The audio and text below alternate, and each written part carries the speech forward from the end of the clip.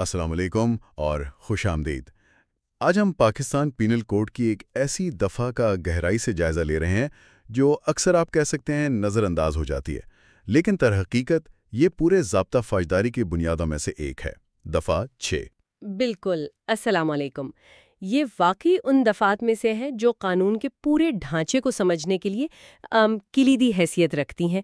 بظاہر تو یہ صرف چند سطروں پر مشتمل ہے، مگر اس کا اطلاق پینل کوڈ کی ہر تعریف، ہر سزا اور آپ دیکھیں ہر مثال پر ہوتا ہے۔ اچھا، تو یہ صرف ایک تکنیکی شق نہیں، یہ ایک طرح سے قانون کی تشریح کا بنیادی اصول متعین کرتی ہے۔ جی بالکل، یہ ایک فریم ورک دیتی ہے کہ قانون کو پڑھنا کیسے ہے۔ تو آج کی گفتگو کا مقصد یہی سمجھنا ہے کہ دفعہ 6 آخر کام کیسے کرتی ہے، اس کی قانونی اور ظاہر عملی اہمیت کیا ہے، اور یہ پاکستان پینل کوڈ کے تحت درج ہر جرم پر کیسے اثر انداز ہوتی ہے۔ آئیے اس کی پرتیں کھولتے ہیں۔ Shall be understood subject to the exceptions contained in the chapter entitled General Exceptions, though those exceptions are not repeated in such definition, penal provision or illustration. ٹھیک ہے، اور اس کا سادہ اردو ترجمہ اگر ہم کریں تو کچھ یوں بنے گا: اس پورے ضابطے میں ہر جرم کی تعریف، ہر سزا کی شق اور ہر ایسی تعریف یا سزا کی شق کی مثال کو باب چہارم بنوان عمومی استثناءات میں درج استثناءات کے تابع سمجھا جائے گا، چاہے وہ استثناءات اس تعریف، سزا کی شق یا مثال میں مطلب الگ سے نہ بھی دہرائی گئی ہوں۔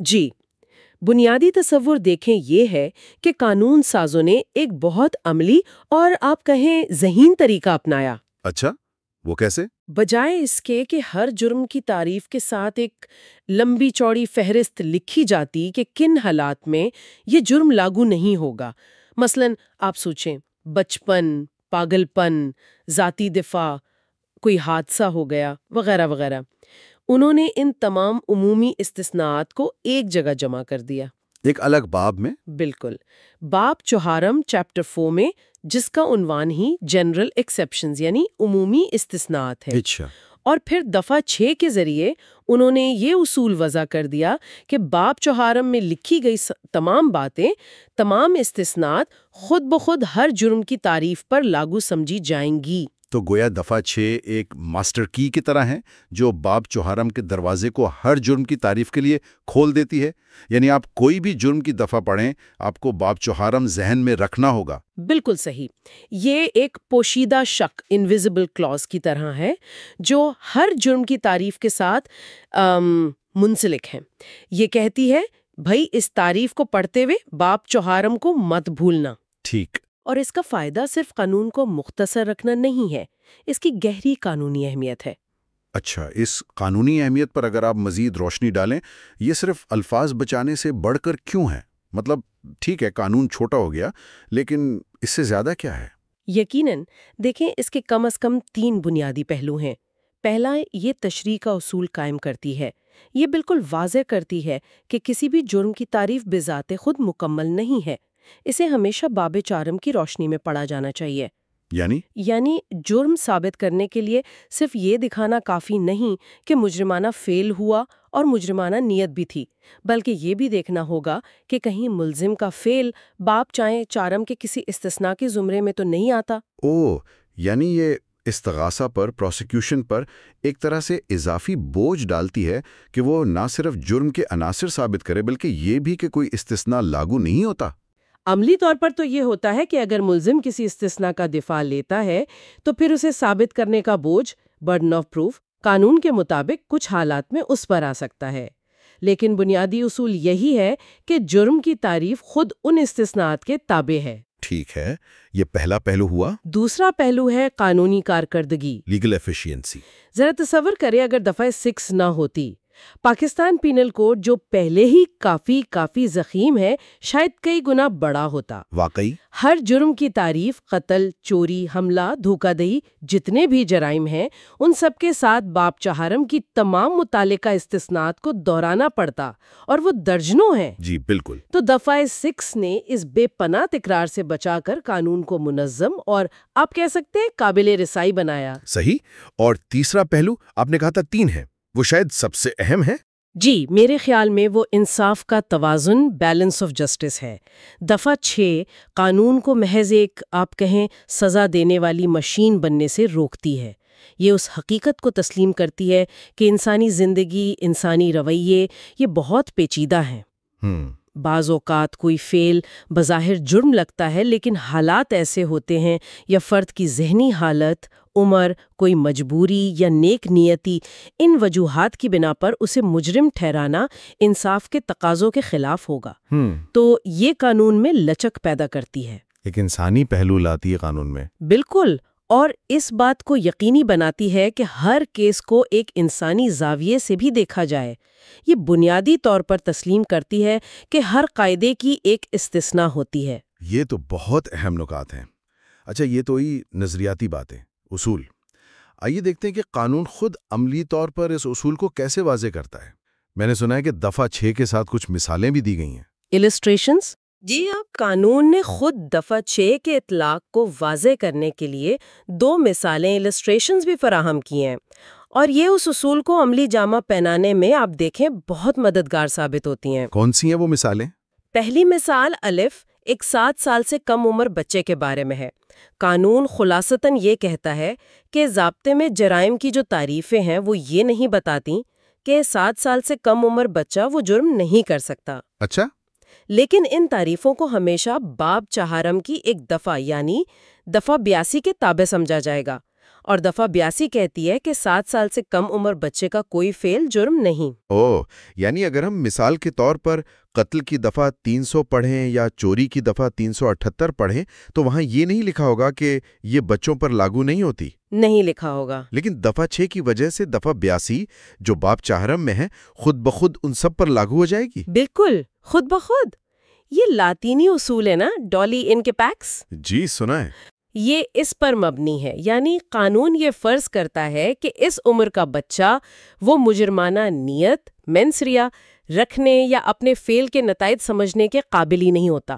یہ ایک مطلق استثناء ہے، ایبسولوٹ ایکسیپشن۔ تو اگر کوئی 6 سال کا بچہ خدا نخواستہ کوئی ایسا فعل کرتا ہے جو تکنیکی طور پر جرم ہے، جیسے کسی کو پتھر مار کر زخمی کر دیتا ہے، تو دفعہ 6 کی بدولت دفعہ 82 فوراً فعال ہو جائے گی اور اس بچے کو مجرم نہیں سمجھا جائے گا، کیس ہی نہیں بنے گا۔ سمجھ گیا، بہت واضح مثال ہے۔ اور دوسری مثال وہ کس بارے میں ہے؟ دوسری مثال ایک پولیس آفیسر کے بارے میں ہے۔ مثال کا خلاصہ یہ ہے کہ ایک پولیس آفیسر ہے الف، وہ بغیر وارنٹ کے ایک قاتل زین کو گرفتار کرتا ہے۔ اب یہاں الف پر حبس بیجا برونگفل کنفائنمنٹ کا الزام نہیں لگ سکتا۔ کیوں؟ گرفتاری تو کی ہے۔ کیونکہ وہ قانوناً زے کو گرفتار کرنے کا پابند تھا، حالات ایسے تھے کہ اسے یہ کرنا پڑا، اس لیے یہ معاملہ باب چہارم کی دفعہ 76 کے تحت آتا ہے، اور دفعہ 76 کہتی ہے کہ کوئی فعل جرم نہیں ہے جو ایک شخص کرتا ہے جو قانون کے تحت اسے کرنے کا پابند ہے۔ تو یہاں بھی وہی منطق چل رہی ہے۔ حبس بیجا کی تعریف جو دفعہ 340 میں ہے، وہاں پولیس آفیسر کے فرض کا شاید الگ سے ذکر نہ ہو، لیکن دفعہ 6 دفعہ 76 کو متحرک کر دیتی ہے، بالکل، جو پولیس آفیسر کو قانونی جواز، لیگل جسٹیفیکیشن فراہم کرتی ہے۔ درست کہا آپ نے، اور یہ مثال یہ بھی ظاہر کرتی ہے کہ دفعہ 6 صرف عمر یا ذہنی حالت جیسی استثناءات ہی نہیں، بلکہ قانونی جواز اور فرائض سے متعلق جو استثناءات ہیں ان کو بھی ہر جرم پر لاگو کرتی ہے۔ پولیس آفیسر چونکہ اپنا قانونی فرض ادا کر رہا تھا، اس لیے اس کا عمل جو بظاہر تکنیکی طور پر شاید حبس بیجا لگ سکتا تھا، وہ جرم نہیں سمجھا گیا۔ یہ مثالیں واقعی دفعہ 6 کے عملی کام کو بالکل واضح کر دیتی ہیں۔ اچھا، اب جب باب چارم کا اتنا ذکر ہو رہا ہے تو کیا ہم اس باب میں موجود جو عمومی استثناءات ہیں ان کے دائرہ کار پر بھی کچھ تفصیل سے بات کر سکتے ہیں؟ یہ کن کن حالات کا احاطہ کرتا ہے، مطلب اس میں کیا کچھ آ جاتا ہے؟ ضرور۔ باب چارم جو دفعہ 76 سے شروع ہو کر دفعہ 106 تک جاتا ہے، یہ دراصل قانونی دفاع یعنی لیگل ڈیفنسز کا ایک پورا خزانہ ہے۔ ان استثناءات کو سمجھنے کے لیے ہم انہیں موٹے طور پر 2 بڑی اقسام میں بانٹ سکتے ہیں۔ اچھا، وہ کیا ہے؟ ایک وہ جو فعل جواز جسٹیفیکیشن پر مبنی ہے، یعنی جہاں فعل خود قانوناً درست مانا جاتا ہے، اور دوسری وہ جو عذر ایکسکیوز پر مبنی ہے، یعنی جہاں فعل شاید ٹیکنیکلی طور پر غلط تو ہے مگر کرنے والے کو اس کا ذمہ دار نہیں ٹھہرایا جا سکتا۔ یہ تو دلچسپ تقسیم ہے، جواز اور عذر۔ کیا آپ کچھ مثالیں دے سکتی ہیں دونوں کی؟ بالکل، آئیے کچھ اہم کیٹیگریز دیکھتے ہیں۔ پہلے جواز جسٹیفیکیشنز کی بات کرتے ہیں۔ پہلی قسم ہے قانونی پابندی، حقائق کی غلط فہمی، bound by law mistake of fact. یہ دفعہ 76 اور 79 میں آتی ہیں، جیسے وہ پولیس آفیسر والی مثال ہم نے دیکھی۔ یا اگر کوئی شخص نیک نیتی سے سمجھتا ہے کہ اسے کسی حقیقت کی غلط فہمی ہے اور وہ قانوناً کوئی کام کرنے کا جواز رکھتا ہے۔ ٹھیک ہے۔ پھر ہیں عدالتی کارروائیاں، جوڈیشل ایکٹس، دفعہ 77 اور 78۔ ججوں کو اپنے عدالتی اختیارات کے نیک نیتی پر مبنی استعمال میں تحفظ حاصل ہے۔ اسی طرح عدالتی احکامات کی تعمیل میں کیے گئے افعال کو بھی تحفظ ہے۔ ضرورت، نیسیسٹی، دفعہ 81، یہ ایک بہت اہم اصول ہے۔ جب کوئی بڑا نقصان بچانے کے لیے نیک نیتی سے کوئی چھوٹا نقصان کرنا ناگزیر ہو جائے، جیسے آگ کو پھیلنے سے روکنے کے لیے کسی کا گھر گرا دینا۔ رضامندی، کنسنٹ، یہ دفعہ 87 سے 92 تک ہے۔ مخصوص حالات میں اگر متاثرہ شخص جو بالغ اور سمجھدار ہو، اس نے نقصان کی رضامندی دی ہو بشرطے کہ موت یا شدید چوٹ پہنچانے کا ارادہ نہ ہو، تو فعل جرم نہیں، جیسے کھیل کے دوران چوٹ لگ جانا یا سرجری کروانا۔ دفعہ 92 خاص طور پر ایسی صورتحال کا احاطہ کرتی ہے جہاں رضامندی لینا ممکن نہ ہو مگر فعل نیک نیتی سے فائدے کے لیے کیا جائے، جیسے کسی بے ہوش مریض کا فوری آپریشن۔ اچھا۔ اور سب سے مشہور دفعہ خود اختیاری، پرائیویٹ ڈیفنس، یہ دفعہ 96 سے 106 تک ہے۔ یہ ہر شہری کو اپنی یا دوسرے کی جان و مال کے دفاع کا حق دیتا ہے، البتہ کچھ حدود و قیود کے اندر۔ یہ تو ہو گئے جواز۔ اب عذر ایکسکیوزز میں کیا آتا ہے؟ جی، عذر میں وہ حالات آتے ہیں جہاں فرد کی ذمہ داری کم ہو جاتی ہے۔ حادثہ، دفعہ 80، اگر کوئی نقصان بغیر مجرمانہ نیت یا علم کے ایک قانونی کام کرتے ہوئے پوری احتیاط کے باوجود حادثاتی طور پر ہو جائے۔ بچپن، ہم نے بات کی دفعہ 82، 7 سال سے کم، یہ مطلق عذر ہے، اور دفعہ 83، 7 سے 12 سال، یہ مشروط عذر ہے، بچے کی سمجھ بوجھ پر منحصر ہے۔ دفعہ 83 کے کیس میں عدالت کو خاص طور پر تعین کرنا ہوتا ہے کہ کیا بچے میں اتنی ذہنی پختگی تھی کہ وہ اپنے فعل کی نوعیت کو سمجھ سکے۔ ٹھیک۔ پاگل پن، دفعہ 84، اگر جرم کے وقت ذہنی بیماری کی وجہ سے شخص اپنے فعل کی نوعیت یا یہ کہ وہ غلط ہے یا قانون کے خلاف ہے یہ سمجھنے سے قاصر ہو، اس میں طبی اور قانونی شہادت بہت اہم ہو جاتی ہے۔ نشہ، دفعہ 85 میں وہ نشہ ہے جو کسی کی مرضی کے خلاف کرایا گیا ہو، یہ ایک مکمل دفاع ہو سکتا ہے۔ دفعہ 86 خود کیے گئے نشے کی بات کرتی ہے جو عام طور پر مکمل دفاع نہیں ہوتا لیکن نیت یا علم کے تعین پر اثر انداز ہو سکتا ہے۔ اور آخر میں ایک دلچسپ دفعہ ہے 95، معمولی نقصان۔ اگر نقصان اتنا معمولی ہو کہ کوئی عام فہم شخص اس کی شکایت نہ کرے، یہ ڈی مینیمس نان کیوریٹ لیکس کے اصول پر مبنی ہے، یعنی قانون چھوٹی چھوٹی باتوں پر توجہ نہیں دیتا۔ ماشاءاللہ، یہ تو استثناءات کی ایک پوری وسیع دنیا ہے۔ تو دفعہ 6 ان تمام متنوع اور بعض اوقات میں کہوں گا کافی پیچیدہ دفاعات کو جو دفعہ 76 سے 106 تک پھیلے ہوئے ہیں، پاکستان پینل کوڈ کے ہر جرم کی تعریف کا ایک لازمی اگرچہ غیر تحریری حصہ بنا دیتی ہے۔ یہ واقعی قانون کو گہرائی اور ایک انسانی پہلو عطا کرتی ہے۔ آپ نے بالکل درست نتیجہ اخذ کیا۔ دفعہ 6 کے بغیر قانون کا اطلاق بہت میکینیکل اور میں سمجھتی ہوں بعض صورتوں میں غیر منصفانہ بھی ہو سکتا تھا۔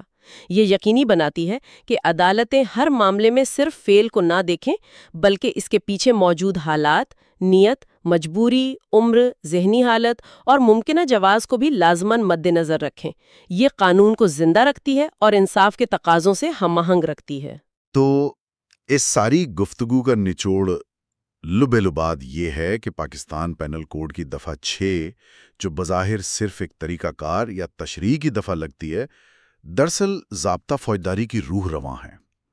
یہ ایک خاموش مگر انتہائی طاقتور اصول ہے جو اس بات کو یقینی بناتا ہے کہ ہر جرم کی تعریف کو الگ تھلگ نہیں بلکہ عمومی استثناءات کے وسیع تر انسانی اور قانونی تناظر میں سمجھا جائے۔ بالکل، اور یہ ہمیں قانون پڑھنے والوں کو، وکلاء کو، ججوں کو، سب کو یاد دلاتی ہے کہ قانون محض الفاظ کا مجموعہ نہیں، بلکہ یہ انصاف، معقولیت اور انسانی رویے کی پیچیدگیوں کو سمجھنے اور ان سے نمٹنے کی ایک مسلسل کوشش کا نام ہے۔ باب چہارم کے بغیر کسی جرم کی تعریف کو پڑھنا نہ صرف نامکمل ہے، بلکہ میں کہوں گی گمراہ کن بھی ہو سکتا ہے۔